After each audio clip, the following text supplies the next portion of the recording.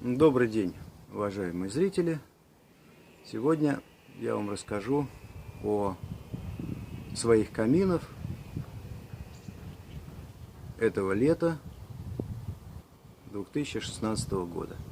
Я нахожусь в ближайшем Подмосковье, в доме для постоянного проживания, к которому пристроена вот такая неотапливаемая веранда, застекленная,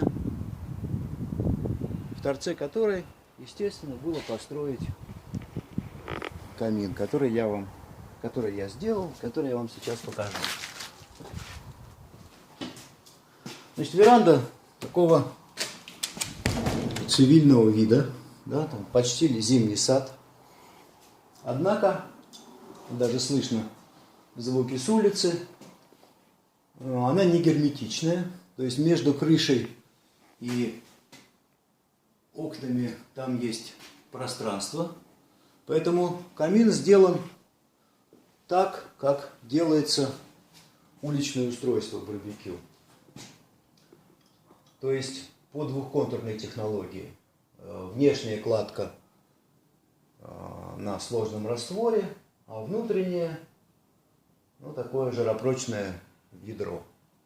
Значит, что, между прочим, дает возможность камину работать в условиях малой тяги, то есть тогда, когда...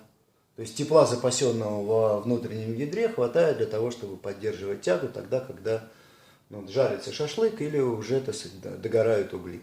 Да, это как бы важный аспект. Что необходимо отметить в этой конструкции? Значит, изначально здесь закладывались следующие потребительские свойства. Нужно было сделать...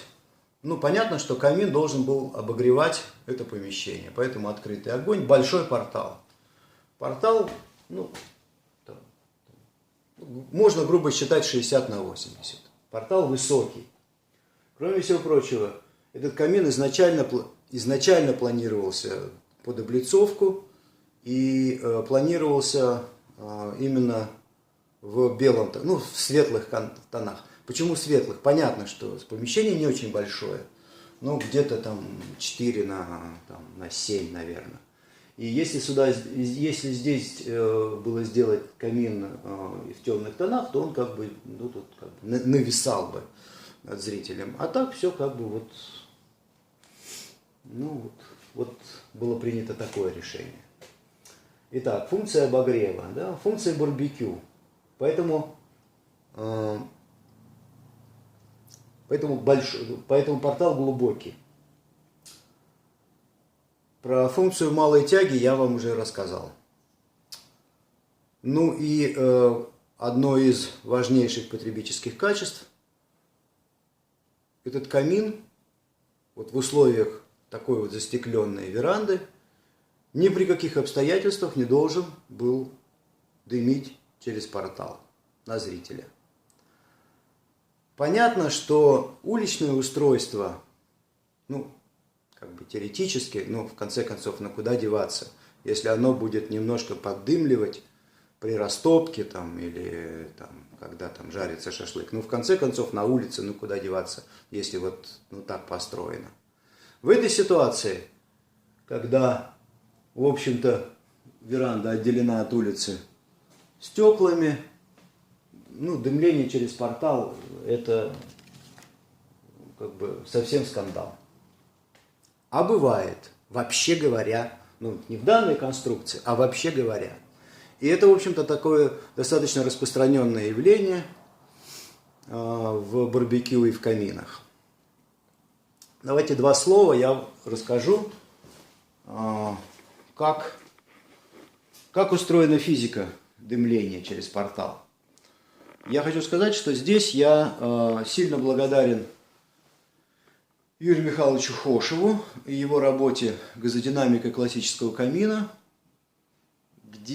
которая явилась отправной точкой, после которой я начал думать над этой серией каминов, которые напрочь лишены этого недостатка. Значит, физика дымления, она такая. Вверх портала садится турбулентный вихрь, который, собственно говоря, и дымит. Вот движение газа происходит примерно вот так. И вот этот вот окончательный выход, это и есть дымление через портал.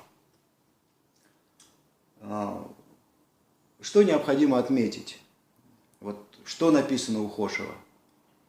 У Хошева написана такая фраза, которую можно считать теоремой, что дымление через портал гидродинамически устойчиво. Вот долгие, так сказать, размышления на эту тему и практическое знакомство с кучей устройств барбекю и каминов убеждают меня в том, что вот это утверждение правильное. Какой отсюда вывод? А вывод такой, что если вам, потребителю, не повезло, и ваш камин барбекю дымит через портал или поддымливает, то этот процесс устойчивый. И никоим образом вы от этого дела малыми переделками и малым улучшением конструкции вы от этого дымления не избавитесь. Таким образом, камины и барбекю нужно проектировать изначально и строить с учетом именно вот этого фактора потребительского. То есть нужно уметь делать так, чтобы этот вихрь не возникал. На самом деле, вот понимание этого фактора, самого важного в проектировании каминов, на самом деле это общее, так сказать, этим занималась куча людей. В общем, есть на эту тему и большая литература, но, как говорится, одно дело литература, а другое дело конкретные изделия. Вот этот камин является таким уже серийным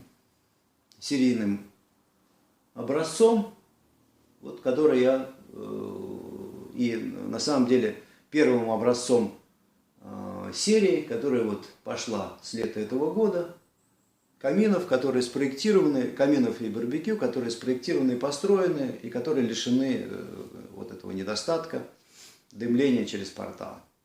Вот. Построен этот камин в июне, то есть в самом начале лета 2016 года. Сейчас сентябрь, но, к сожалению, облицовка затянулась, но тем не менее эксплуатация проходила. И мне было очень приятно увидеть, собственно говоря, кто бы сомневался,